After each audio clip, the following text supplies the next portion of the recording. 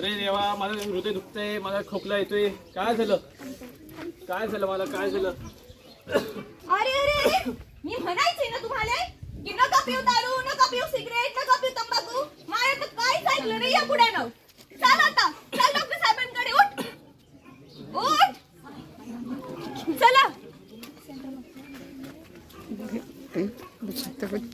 वय किती आहे यांचं? हाय 25. जिवंत राहून काही कामाचं नाही. मॅडम, मी तुमचे हात पडते.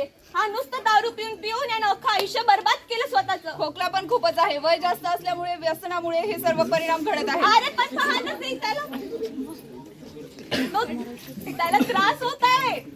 मरतोय मी आता, आज मरतो मी. अरे नाही नाही नाही, अरे नाही.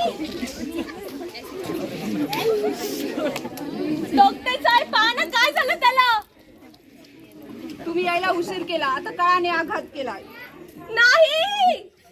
बघा तर मित्रांनो, आपल्या समोर हे ज्वलंत उदाहरण आहे राजूचे.